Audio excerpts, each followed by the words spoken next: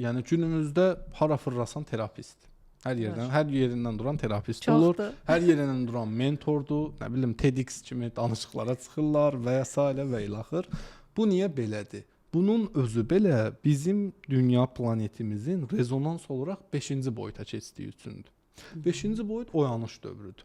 Oyanış dövründə zaten insanlar bir yoldan oyanmalıdır. Və onlar bilmədən sistemə xidmət eləyən əsgərlərdir, aydındır. Oyanış boyutunda, bax 5-ci boyutda indi alfa qurşaq gəlir. Alfa qurşaq yeni doğulan uşaqlar olacaq 25-dən bu tərəfə. Onlar alfa qurşaqlardır artıq.